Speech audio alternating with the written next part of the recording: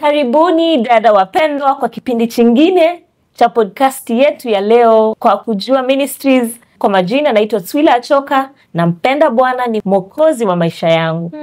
Natumai pia ni mwokozi wa maisha yangu. Amen. Tunapoingia katika podcast hii, tumekuwa na mazungumzo kipindi cha kwanza. Na kama hujapata kuyasikia mazuri yaliyopo hapo, itabidi urudi kusikiza ndio uendelee uwe katika njia moja nasi. Lakini kwa sasa nitawakaribisha wenzangu katika podcast hii. Hapa tunaye Tina Omolo, mgeni wetu wa leo. Na ataendelea kujielezea zaidi ili muweze kuelewa tunapoendelea na podcast yenyewe. Naye upande wangu wa kulia ni Beth Kalmiz, na ataendeleza kutoka hapo. Okay. Well, mimi ni mkaribishaji mwenzake Swila leo, na pia mimi ni mwanzilishi mmoja wa Kujua Ministries. Huduma tunapoandaa maudhui na rasilimali za kibiblia kwa wanawake. Kwa hiyo tumefurahi sana, na podcast ni namna moja ya kuandaa rasilimali na maudhui yetu. Kwa hiyo kweli yote tunayofanya ni kwa Yesu Kristo. Kwa hiyo tunamshukuru kwa nafasi hii. Kwa hivyo hapo katika kipindi kilichopita tumeweza kusikiza habari na kupata safari tu ya vile Tina maisha yake yamekuwa hapo akiwa bado mchanga, anakuwa katika maisha na yale amepitia. Na kwa sasa ningependa tuingie katika mada tunayoendeleza leo. Na Tina, labda unaweza kusema kitu kidogo kabla niulize maswali kidogo, na ili tuweze kuendeleza podcast yetu. Naam, kama mlivyosikia, jina langu ni Tina Omolo, na ninafurahi kuendelea kushiriki katika podcast hii. Nashukuru Mungu kwa nafasi hii, na natumai kuwa unaendelea kubarikiwa, unaendelea kutiwa nguvu na kuendelea kumwangalia Mungu. Amen. Ndio. Karibu sana. Sasa kama unaweza labda kutuelezea Tina, wakati huu tumefikia pale ambapo kidogo mambo yana utata. Umekuta umepata kwamba habari baba ameondoka, naye mama pia ashaondoka. Habari za kule mama alipokwenda haifurahishi hivyo, inavunja moyo. Na mkaa sasa mmebaki ninyi wawili, wewe na dadako. Na katika muda huo mambo yakatendeka zaidi. Labda unaweza kutuambia vile mambo ilikuwa katika wakati huo mgumu. Naam, wakati huo ulikuwa wakati mgumu. Ni kipindi kirefu. Na kipindi kile kilianza wakati ile simu ilipigwa. Kwa haya ndo yametokea huku. Kwa hivyo baba yeye ameamua anatafuta kijana. Na kwa hivyo amechukua mke mwingine. Na amemleta pale nyumbani kwetu, kwa sababu tulikuwa na nyumba ya familia kule nyumbani. Kwa hivyo mama pale hana nafasi tena, na sisi pia hatuna nafasi. Kwa sababu yeye ameleta huyu mke, na hata wakati huo mke tayari alikuwa ni mjamzito, anatarajia kupata mtoto. Kwa hivyo ni mambo mengi ambayo yalikuwa yanafanyika, kama tulivyosema, yanafanyika kwa haraka, kwa ghafla, na hakuna taarifa ambayo ilikuwa tumeambiwa. Kwa hiyo maisha yalipinduka kabisa. Ghafla maisha yakapinduka. Sasa baba naye aliposikia kuwa, kwa sababu tulivyosikia habari zile, mimi hata sikuwa na nguvu ya kumuongelesha. Lakini dada yangu, kwa sababu yeye alikuwa mdogo wangu, nilimwambia kama siku 2 baada ya mimi kujua, kwa sababu ni jambo liliniumiza sana, na hata yeye akajua siko sawa. Na akawa ananiuliza nini kinakufanya nini, mbona uko mnyonge, mbona nafsi inakaa imeumia, hali si ya kawaida. Na ikabidi nimkalisha chini nimuelezee. Mama alipiga simu akasema hivi na hivi, na sasa yeye kwa ile hasira akampigia baba na akamwambia, baba, hivyo ulivyofanya sio vizuri. Hasa kwa sababu tulikukalisha chini na mara nyingi ukatuambia sisi mambo tuko sawa. Sisi ni wakamilifu vile tu. Sasa imekuwaje tena umetugeuka? Kwa nini umetufanyia hivyo? Na baba alivyosikia vile, sasa na yeye akashikwa na hasira. Akasema, nyinyi mnakasirika kwa sababu nimefanya hivi. Haya, na nyinyi basi nijue nani atawalisha. Nani atawalipia kodi? Nani atawapeleka shule? Sasa ule msaada alikuwa anatupatia kwa sababu kama nilivyosema pale awali, ilikuwa kweli hayuko pale nyumbani, lakini anatushughulikia. Anafika mwisho wa mwezi nyumba inalipwa, anatumia pesa ya matumizi, hatukosi chakula. Sasa yale yote akafanya nini? Alikata yote. Sasa mama naye hayuko, anauguza mama yake. Niko na dada yangu hapa. Tulikuwa na chakula kwa sababu tunakula kila siku, chakula kinaisha. Ikafika wakati hatuna chakula. Sasa inabidi nangoja dada yangu akitoka shuleni, kwa sababu yeye hakuwa boarding, alikuwa shule, anaenda asubuhi anarudi jioni. Na hata hapo ikawa changamoto pia, nauli, hakuna nauli. Kwa hivyo anatoka mapema, anarauka, anatembea na jioni anarudi amechoka. Lakini kama amechoka na hatuna chakula, inamaanisha kuwa tukatafute kazi. Kwa hiyo alikuwa namngojea jioni akikuja, haya tuzunguke mtaani tukitafuta mtu wa labda kumfulia, kumwoshea nyumba, tupate kidogo angalau tufanye nini? Tule. Mpate chakula. Na maisha yakaendelea hivyo. Haya, ikakuwa sasa pia kodi ni shida, kwa sababu mwezi wa kwanza, wa pili, wa tatu hamjalipa nyumba. Mwenye nyumba anashangaa, kwani nyinyi mnataka kuishi kwa nyumba yangu na hamtaki kulipa? Baba naye kule hataki kusikia mambo yetu. Aya, tulikuwa na mama pia mwezi msumbua. Mama sasa unajua yeye alikuwa na akiba yake, alikuwa ametutumia mpaka sasa pia ameishiwa, kwa sababu alikuwa na biashara zake, lakini kwa vile sasa anauguza mama yake pia na sisi moyo unakuwa umevunjika jinsi hata hawazi vizuri. Sasa naye anasema mimi sina uwezo, siwezi wasaidia, mimi sina hela.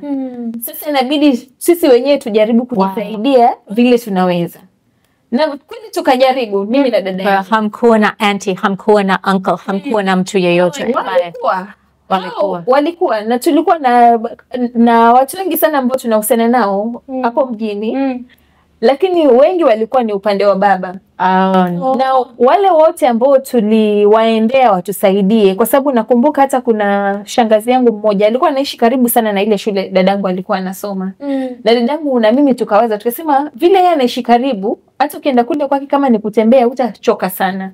Kwa nini tusongee naye uende kule ukae kwa wiki, alafu kila weekend ndio utakuwa unakuja. Na tulipoenda tukamuomba kuwa kama dada yetu anaweza kaa hapo, kama dadangu anaweza kaa na yeye, akakataa kata. Akasema mimi niliwaza. Nyinyi sio mzigo yangu.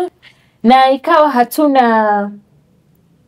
hatuna support ya jamii ama ya familia ambayo ilikuwa tunawajua. Wale watu ambao kwa kawaida utawakimbilia, wale watu wanakimbia, wanatutenga kwa sababu haswa kwa sababu walikuwa wanasema nyinyi mnakasirika kwa sababu baba yenu ati ameoa. Kwa nini mnakasirika? Kwa hivyo habari walikuwa nayo. Wanajua kabisa baba walikuwa wanamtia moyo, wanamwambia atafute kijana. Sasa kwa vile sisi tulikuwa tumeudhika na jambo lile, wanatuambia kwa vile tumeudhika tukule jeuri yetu.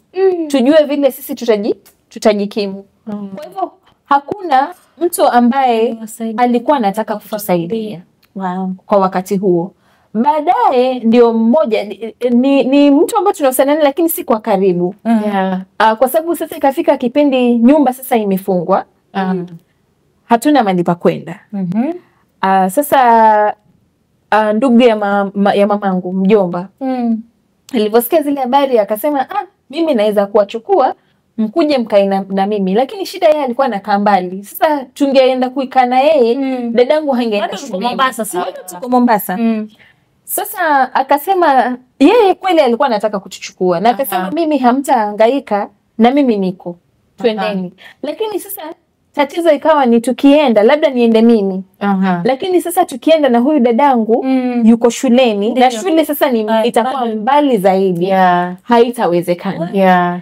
Sasa akatuachia uamuzi akasema nyinyi mtaamua mtaniambia. Sasa dadangu akaenda kuongea na rafiki ya mamangu. Kuna mama alikuwa rafiki ya mamangu, walikuwa wanashirikiana kwa karibu mjini.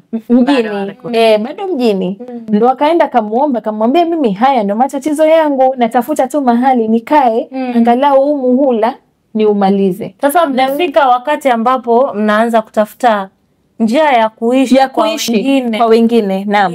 Wow. Na yule mama kweli akawa mkarimu na namshukuru mpaka leo kwa sababu alimchukua dadangu na akakaa naye.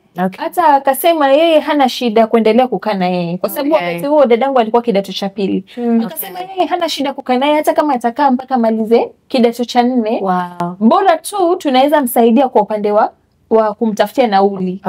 Lakini chakula, mahali pa kukaa nini yeye hana shida. Na alikaa na yeye vizuri kama mtoto wake. Akashughulikia vizuri, lakini sasa ule muhula ama niseme huu mwaka ulipoisha kwa sababu wakati huo akienda kuishi na yeye ilikuwa ni muhula wa mwisho huo mwaka. Sasa muhula ulipokuwa unakaribia kuisha na alikuwa dadangu ameongea na babangu akamwambia huyu mama amekubali mimi naweza kaa na yeye lakini utanisaidia tu kulipa school fees na kufanya nini kunipatia pesa ya nauli. Baba akasema yeye hatambui hilo. Kama yeye anataka kusoma basi ni atoke aende akaishi na yeye kule nyumbani. Akakae na mama wa kampo. Ndio yeye ataendelea kumlipia school fees. Kama hataki anataka kubaki huko basi shauri yako hatasaidiwa. Na mimi sasa hiyo pia nimepata jamii ambao si wa karibu lakini angalau walikuwa wamekubali kunichukua niishi na wao. Na nikakaa kwa mara ya kwanza ikae tunakaa vizuri nasaidia mali ninaweza na wao wananilisha wanahakikisha kuwa niko na mali pa kuishi lakini kama binadamu mtu uchoka ndio mtu uchoka na kwa sababu pia walikuwa wanajua zile vituko babangu alikuwa anafanya sasa inaleta ile madharau. Sasa kidogo mtu anaanza kuona mimi kwa nini nikushughulikie na una mama na una baba si ati wewe ni yatima. Sasa wanaanza kuona ule uzito kuwa hapana nimeshawajibika vya kutosha wakati wangu sasa wakati huu ni utafute kwenda kwingine. Na wakati huo sasa dadangu naye nikamshawishi nikamwambia usiwache kusoma kwa sababu ya kwenda kuishi na mama wa kambo. Enda tu ujikaze miaka 2 utamaliza. Na kweli akajikaza. Shingo upande lakini akasema sawa nitakusikiza kwa sababu ni dadangu. Nikamwambia wewe nenda tu. Na yeye akafanya nini? Akaenda. Na wakati huo pia naye nyanyangu naye akaaga. Sasa mamake mama. Ni wakati huo pia ambaye pia naye nyanya naye akaaga. So mambo yanafanyika tu huo wakati. Kaenda tukazika nyanya tukarudi. Sasa mimi niliporudi jamii ambao walikuwa wamenichukua si walikuwa wameanza kuona kama mimi nimekuwa mzigo. Sasa wanafanya tu mambo ile mtu unajua Waswahili wanasema kufukuza ya kwambii toka. Lakini unaona kabisa ishara zinaashiria hiyo. Kwa wewe umekuwa mzigo, wakaona sisikii mpaka sasa ikabidi waniambie sisi tumechoka, tumebeba gharama yako ya kutosha kwa hivyo sasa jipange unajitegemea mahali ukaishi. Sasa hapo ikabidi nianze kuwaza kule nyumbani siwezi kwenda kwa sababu mimi sitaki kwenda kuishi huko na mama wa kambo kwa sababu dadangu alipoenda kule maisha hayakuwa mazuri. Ni ile tu anavumilia ili afanye nini amalize shule. Na mimi nikasema huko siwezi kwenda. Huku wale ambao ningewakimbilia tayari walishaniambia hawataki. Nikasema sasa mimi nitaangalia Mungu wangu. Na kweli Mungu alinishikilia. Kilikuwa kipindi kirefu kama nilivyosema ni kama miaka 4 zaidi ya miaka 4 na nikaanza kuomba watu kanisani. Nikienda kanisani nauliza mtu leo mimi sina mahali pa kwenda kulala. Je, naweza kuja nikalala kwako?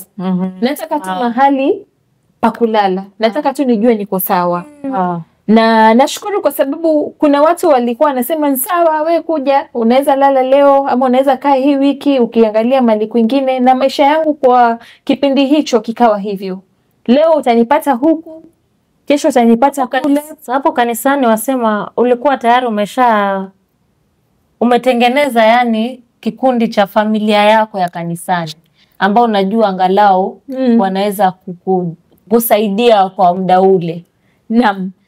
Nafikiri naweza sema mimi sijui ni kwa sababu niko mcheshi ama kwa vile wanaongea na kila mtu. Na hata wakati ule si wengi walikuwa wanaelewa, wanajua ni hali hiyo mbaya.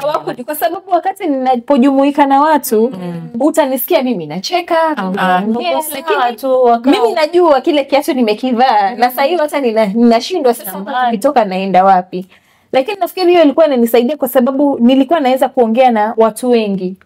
Na baadhi ya watu nilikuwa naangalia nasema huyu anaweza nisaidia. Na sengine nilikuwa naenda kwa mzazi mwenyewe ama tu rafiki yangu namwambia unaweza niulizia mama yako. Unajua pia nimeuliza hivyo kwa sababu siku hizi watu usemanga kanisani wanaona nikaa mbesi mahali hata unaweza saidika. Unaweza sikia mtu amesema uko kanisani hata fadhali Waislamu hata sijui fadhali mtu ambaye hajaokoka au wa kanisa ndio wabaya. Lakini unaona bado Mungu naye, mimi naweza kusema kweli Mungu alitumia ile jamii ndio ya ushirika ule ndio wa kanisani na pia ushirika zingine, kwa sababu sikuwa nimetaja, lakini kipindi kile maisha ilikuwa imeanza kubadilika na mimi Mungu alikuwa ananiimarisha ama ananisimamisha katika imani yangu. Kwa namna gani? Kuna shirika ambayo wanajiita Navigators Kenya na walikuwa na vipindi haswa za vijana wadogo ambao wanawachukua wakimaliza sekondari.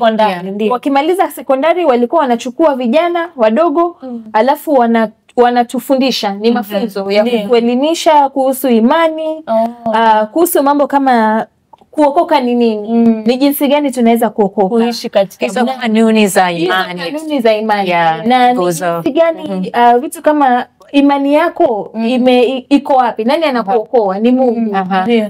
Ni nani ambaye anaimarisha imani ile. Na pale awali nilisema sikuwa nimeimarika katika imani. Kwa kila mara ninanyosha mkono nataka kuokoka. Ni wakati huo ambao Mungu pia akatumia ile shirika na kile kipindi kuniimarisha na kunijulisha kuwa imani yangu iko imara ndani yake. Amen. Na ni kipindi hicho ambacho hata kama kulikuwa na ugumu, Mungu alikuwa ananitia moyo kupitia neno lake. Na naweza sema kama kifungo kama Zaburi ya 139 kuna mahali inasema kuwa yeye anatujua, hatuwezi, na labda anaweza kusoma Biblia. Wacha nisome kwa sababu kifungu hichi kilikuwa ni nguzo sana kwangu wakati huo. Mstari wa 7 inasema, niende wapi nijiepushe na roho yako? Niende wapi niukimbie uso wako? Kama ningepanda mbinguni, wewe uko. Ningefanya kuzimu kitanda changu, wewe uko. Ningezitwaa mbawa za asubuhi na kukaa pande za mwisho za bahari, huko nako mkono wako utaniongoza na mkono wako wa kuume utanishika. Kama nikisema hakika giza litanifunika na nuru inizungukayo ingekuwa usiku, giza nalo halikufichi kitu, bali usiku huangaza kama mchana, giza na mwanga kwako ni sawa. Kifungu hichi kilikuwa kinanitia moyo kwa sababu wakati unapitia hali ngumu, kuna hisia labda Mungu amekusahau. Ni rahisi sana kuwaza hilo. Labda Mungu hajui kama mimi niko katika hali hii. Je, ananijua kweli? Je, anajua hii hali yangu? Na mbona anaacha nipitie haya? Kilikuwa kinanikumbusha mara kwa mara kuwa Mungu ananijua. Na hanijui tu, anajua hali yangu. Na yeye hajaniacha. Na mimi hakuna lolote ambalo nitafanya ili niepuke naye ama nijifiche kutoka kwake. Na hata wakati hofu inaingia, hata wakati sijui kesho itakuwa vipi. Labda leo nimepata mahali pa kulala, lakini kesho sijui nikitoka hapo naenda wapi, naelekea wapi. Sina kazi, sina jamii ambao hata inashughulika. Na hata wakati mwingine nilikuwa najiuliza hata huyu mama yangu na baba yangu ambao wamenileta hapa duniani, je, wanajua mimi leo hata nimekula nini? Je, wanajua niko wapi? Na wakati huo hayo ni mambo ambayo nilikuwa maswali unajiuliza. Ninahisi na Zaburi ingine ya 27:10 inasema baba yangu na mama yangu wameniacha, bali Bwana atanikaribisha kwake. Na neno lake lilikuwa linanitia moyo kwa sababu baba na mama wanaweza kukusahau kwa sababu wao ni binadamu. Mambo yanaweza watokea na wakakusahau. Baba upande ule amepata familia nyingine, yeye anaendelea na maisha yake. Mama upande huu hofu na majanga, na sasa mamake kuaga pia imemfanya, yani zote zimemchanganya na akanisahau. Lakini Mungu hajanisahau. Kwa sababu Zaburi ile nilisoma ya 139 inasema yeye alinijua tangu niko tumboni mwa mama yangu. Viungo vyangu aliviweka yeye pamoja. Kwa hivyo neno lake likali linanitia moyo. Na pia mimi napenda sana kujano, yani kuandika. Na ilikuwa Mungu anatumia sana kunisaidia. Na nashukuru kwa sababu hata saizi narudi huwa nyuma nikisoma zile vitu nilikuwa naandika na naona kuwa mkono wake haukuniacha. Ninajua kwa yeye alinishikilia. Na hata hapa nilipofika leo ni kwa neema yake. Ni kwa rehema zake.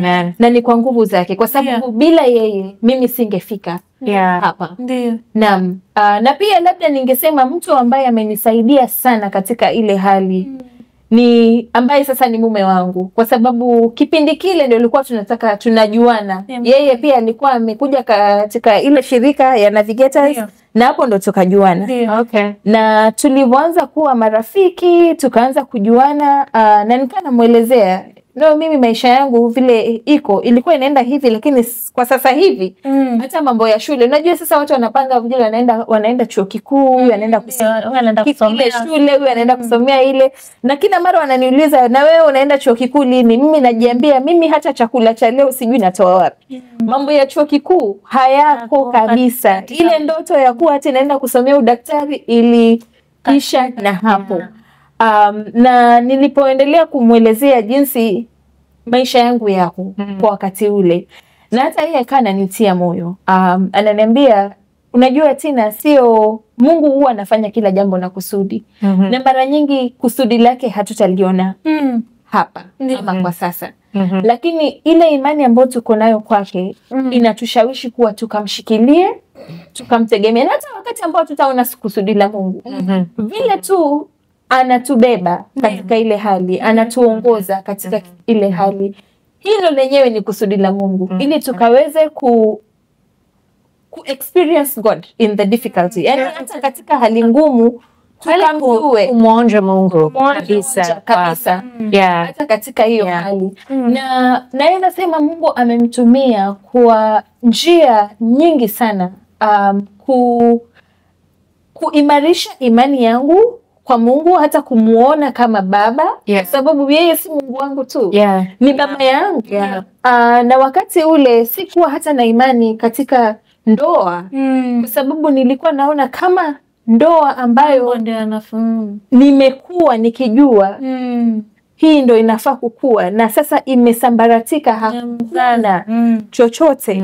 Nikasema mimi sitawahi ingia katika kitu inaitwa ndoa. Lakini nilisema pale awali, sasa nimeolewa ndio miaka 10. Ndio.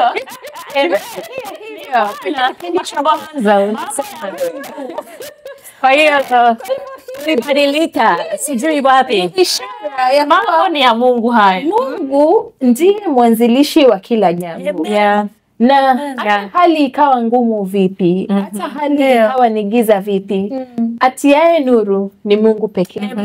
Anayeleta mwanga ni yeye pekee. Anayeongoza, anayetia nguvu na kutushawishi kuendelea katika hiyo safari ni Mungu. Na tukimtegemea kweli tunavuna matunda ya imani yetu. Na mimi niko hapa kwa sababu ya huo ushuhuda. Kwa hivyo mume wangu Mungu amemtumia kwa njia nyingi sana. Mungu amemtumia hata kunifanya nielewe kuwa ingawaje unaweza zaliwa katika jamii fulani ambazo ziko na tamaduni fulani, haimaanishi kuwa lazima uzifuate, kwa sababu wakati unakuja katika Ukristo, wakati unamkubali Yesu katika maisha yako, tamaduni yako si ya duniani. Tamaduni yako ni ya Kristo.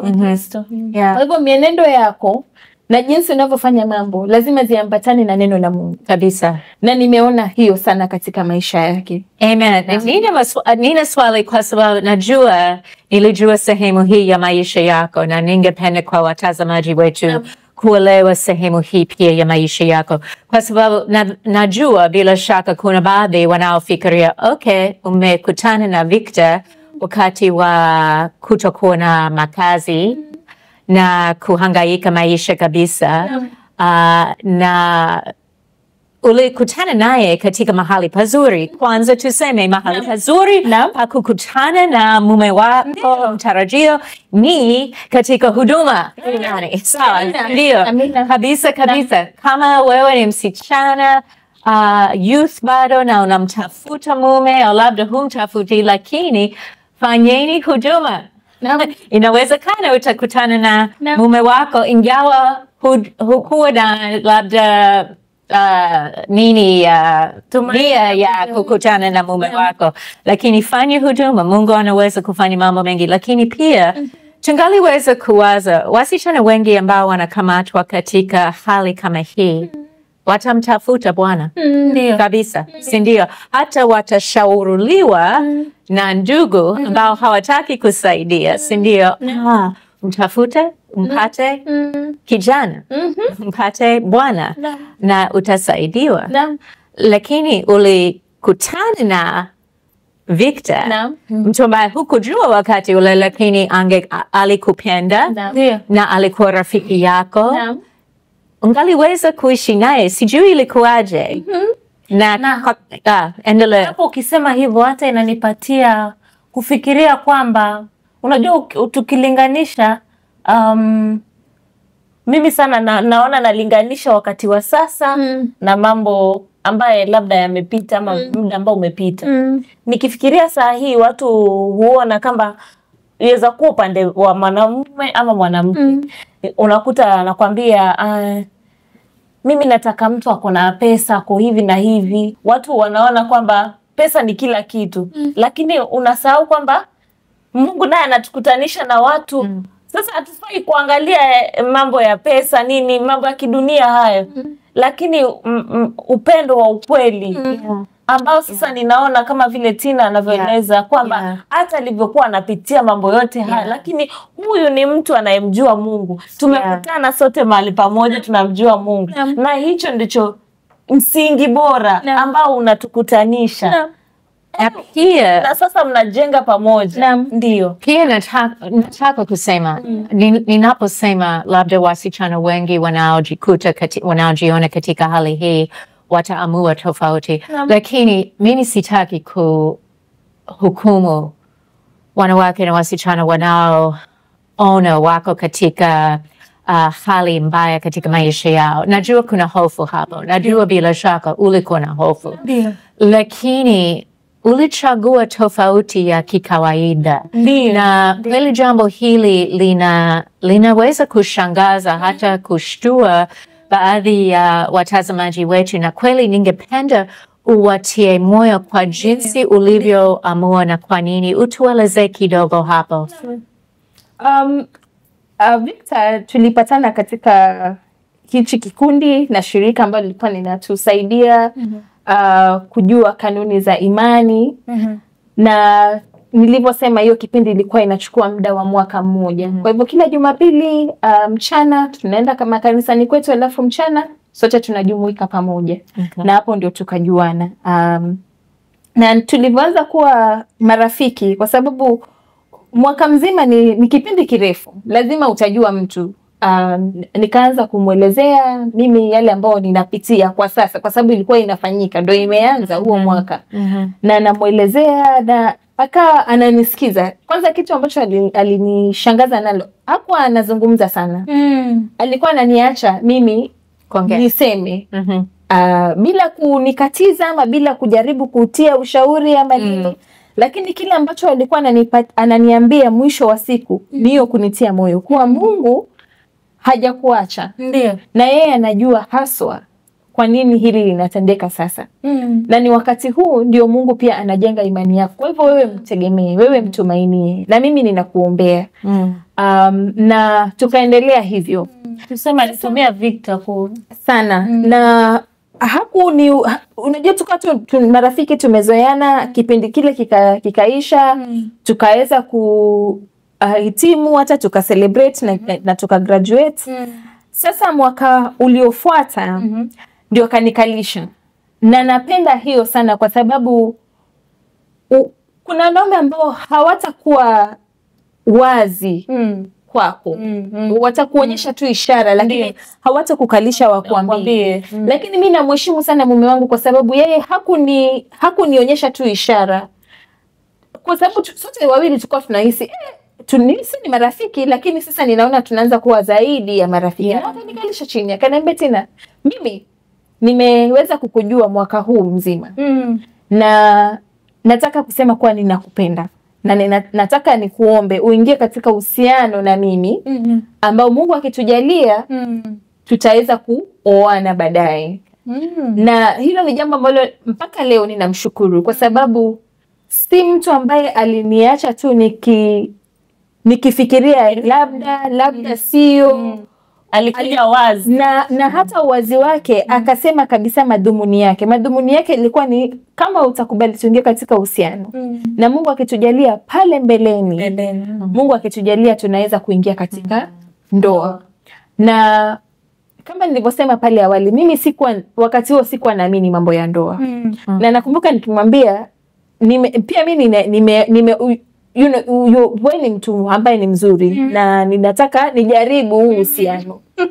Lakini mambo ya ndoa wacha tuache kwanza. Mimi akili yangu haipo. Lakini yeye alikuwa anamaanisha kile alichokuwa anakisema. Kwa hivyo kila jambo alikuwa anafanya ama tunafanya katika uhusiano wetu.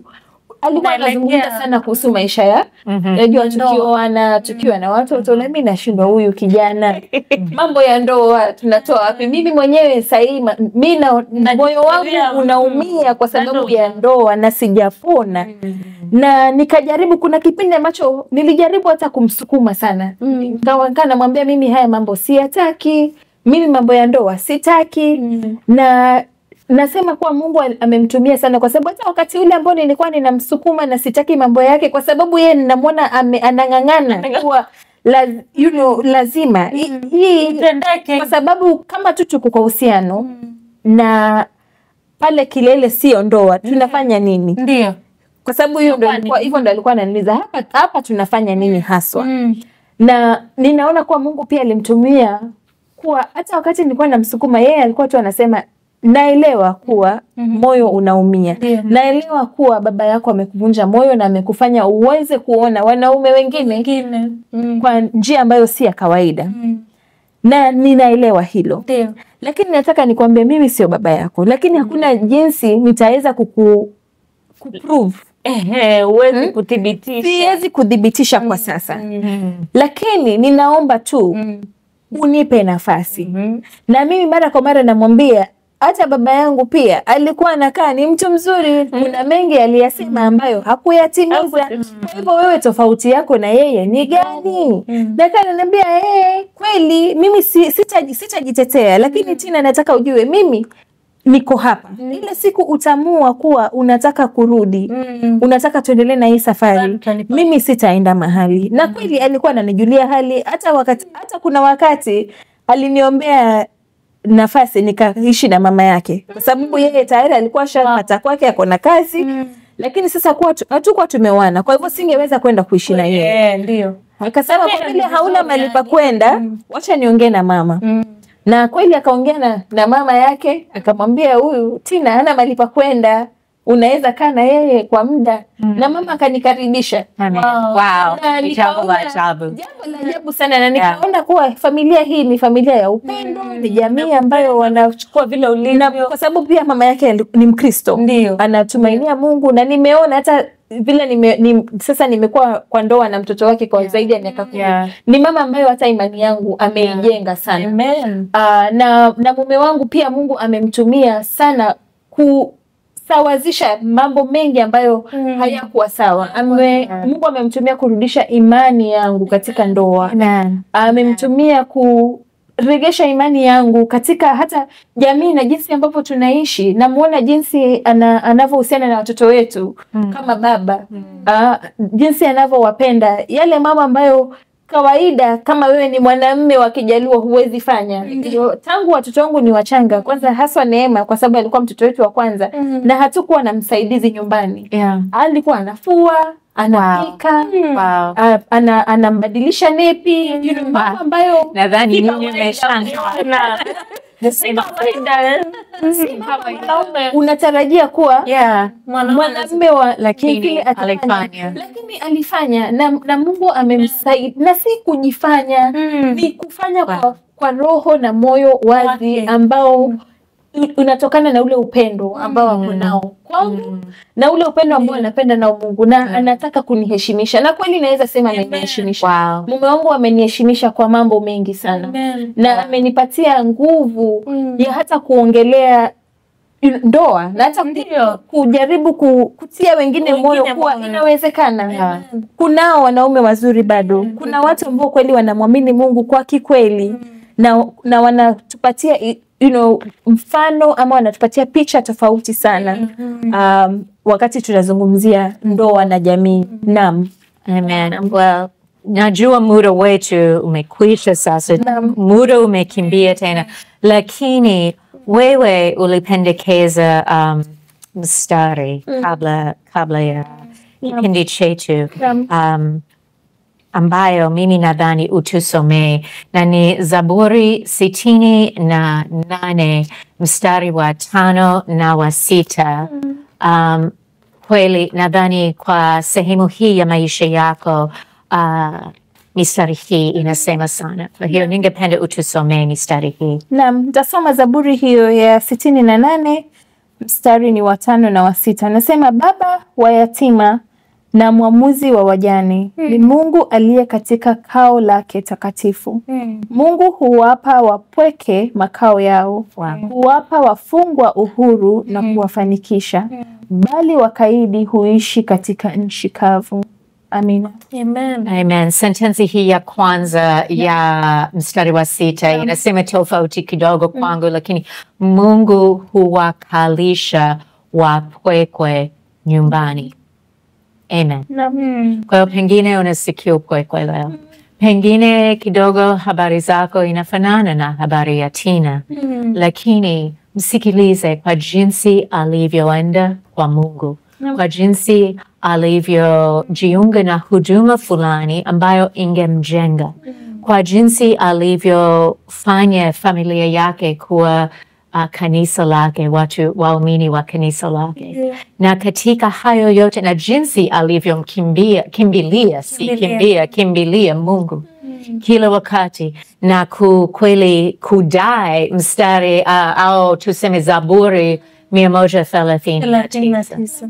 Kama umekata tamaa leo, uende katika Biblia kwa simu au Biblia na usome Zaburi hii nzima ya 139 na bila shaka utasaidiwa hapo. Nadhani tumemaliza muda wetu, kwa hiyo funga kipindi chetu. Asante sana. Asante sana Tina. Kweli kabisa. Na tutarudi sindio kwa kipindi kingine. Hatujamaliza bado.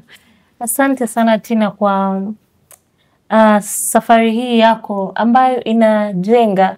Ninapoendelea kusikiza ninapata tumaini.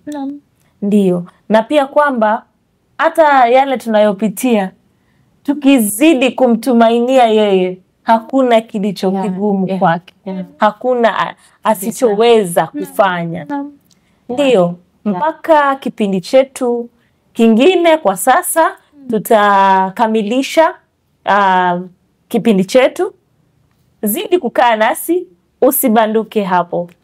Kwaherini. Asanteni.